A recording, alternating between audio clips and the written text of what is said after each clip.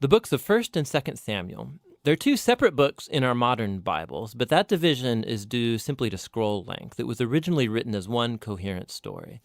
We're just going to cover the book of 1 Samuel in this video. So after Israel was rescued from slavery in Egypt, they made a covenant with God at Mount Sinai and eventually came into the Promised Land. And there, Israel was supposed to be faithful to God and obey the covenant commands. Before the book of Samuel, Judges showed how Israel failed at that task big time. It was a period of moral chaos, and it showed Israel's need for wise, faithful leaders. The book of Samuel provides an answer to that need. The book of Samuel's story focuses on three main characters: the prophet Samuel, where the book gets its name, and then King Saul, and after that, King David. And all three of them transitioned Israel from a group of tribes ruled by judges into a unified kingdom ruled by King David in Jerusalem. And the book of Samuel has a fascinating design that weaves the story of these three characters together in four main parts. Samuel, he's the key leader and prophet in the first section of the book, but then he also plays a key role in the next section, which is Saul's story, and it's told in two movements: Saul's rise to power and then his failures. And the second part is about his downfall and his tragic death. And then the drama of Saul's demise is matched by David's exciting rise to power.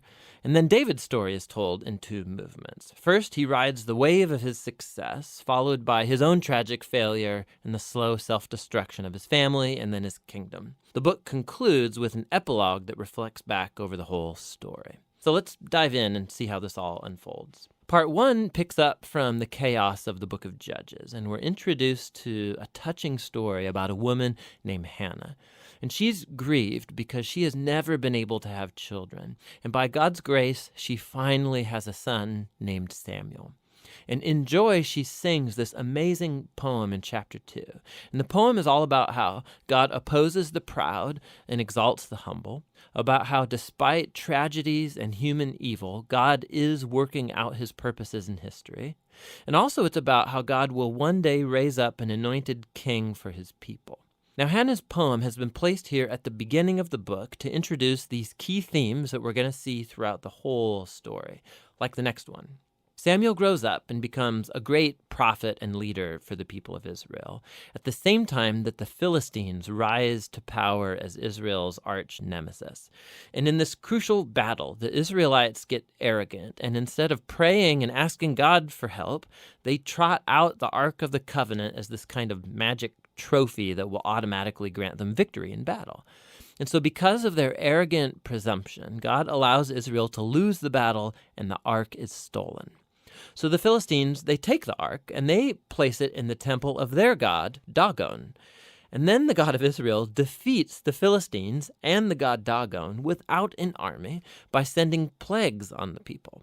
And then the Philistines don't want the ark anymore, obviously, and they send it back to Israel. And the point of this little story seems to be this: God is not Israel's trophy, and he opposes pride among the Philistines, but also among his own people.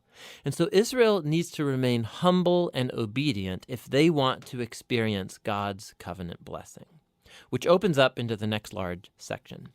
The Israelites come to Samuel and they say, hey, we want a king like all the other nations have. Go find one for us. And so Samuel, he's kind of ticked off and he goes to consult with God. And God says, yes, their motives are all wrong, but if a king is what they want, give them one. And so we're introduced to the figure of Saul. Now, Saul is a tragic figure because he begins full of promise. He's tall, he's good looking, he's a perfect candidate for a king, but he has deep character flaws. He's dishonest, he lacks integrity, and he seems incapable of acknowledging his own mistakes. And so these flaws become his downfall. He wins some battles at the beginning, but his flaws run so deep, he eventually disqualifies himself by blatantly disobeying God's commands. And so the aging Samuel confronts Saul and Israel. He had warned the people that they would only benefit from a king who's humble and faithful to God. Otherwise, the kings of Israel will bring ruin. So he informs Saul that God is going to raise up a new king to replace him. And so Saul's downfall begins, as God at the same time is working behind the scenes to raise up that new king. It's an insignificant shepherd boy named David. He's the least likely candidate to be king, but the famous story of David and Goliath shows that God's choice of David is not based on his family status, but simply on his radical and humble trust in the God of Israel. And so this story embodies all of the themes of Hannah's poem. Proud Saul and Goliath are brought low, while humble David is exalted. From here, we watch Saul slowly descend into madness, while David rises to power. So David starts working for Saul as a general, and he's winning all of the battles, and he's also winning all of the fame. And so Saul gets jealous, and he starts chasing David around, hunting him, trying to kill him. David's done nothing wrong, and so David simply runs and waits in the wilderness. And here we see David's true character. He has multiple opportunities to kill Saul, but he doesn't. He simply trusts that despite Saul's evil, God will raise up a king for his people. What's interesting, too, is that many of the poems of David that you find in the book of Psalms are linked to this very period of his life, and they all express the same attitude of trust. And so this section of the book ends with Saul coming to a grisly death after losing a battle with the Philistines. 1 Samuel tells some of the most intricate, well-told stories you find anywhere in the Bible, and the characters Saul and David, they're portrayed very realistically. And the author's putting them forward as character studies so that you can find yourself in them. So in Saul's story, we see a warning. It's crucial that we reflect on our own character flaws and how they harm us and other people. And with God's help, we need to humble ourselves and deal with our dark side so that Saul's story doesn't become ours. David, on the other hand, is presented as an example of patience and trust in God's timing in our lives. And so he's running in the wilderness, being chased by Saul. David had every reason to think that God had abandoned him, but that's not what he thinks. And so David's story encourages us to trust that despite human evil, God is working out his purposes to oppose the proud and to exalt the humble. And that's what 1 Samuel is all about.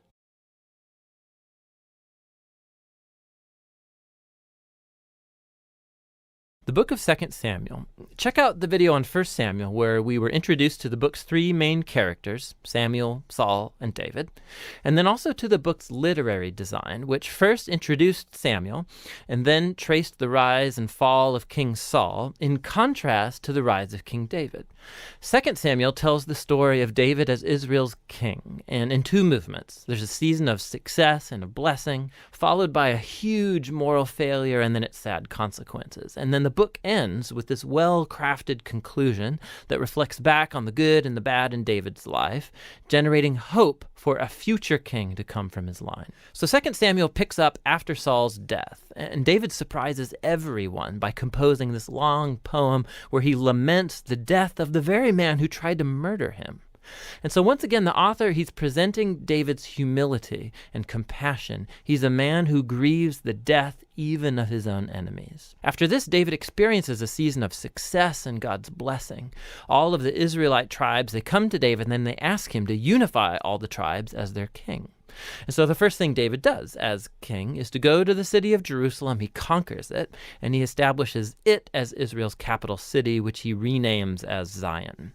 And from there, David goes on and he wins many battles and expands Israel's territory. Now, after making Jerusalem the political capital of Israel, he wants to make it their religious capital as well. And so he has the Ark of the Covenant moved into the city.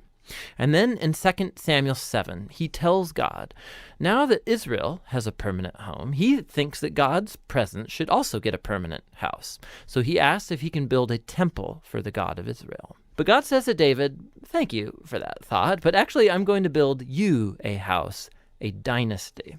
Now, 2 Samuel 7, this is a key chapter for understanding the storyline of the whole Bible, because God here makes a promise to David that from his royal line will come a future king who's going to build God's temple here on earth and set up an eternal kingdom.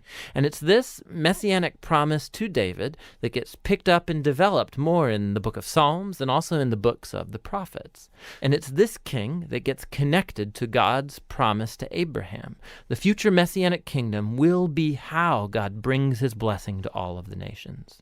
And it's right here, in the midst of all this divine blessing, that things go horribly wrong. David makes a fatal mistake. Not fatal for him, but for a man named Uriah, one of David's prize soldiers. So from his rooftop, David sees Uriah's wife, Bathsheba, bathing. David finds her, he sleeps with her, gets her pregnant, and then he tries to cover the whole thing up by having Uriah assassinated and then marrying her. It's just horrible.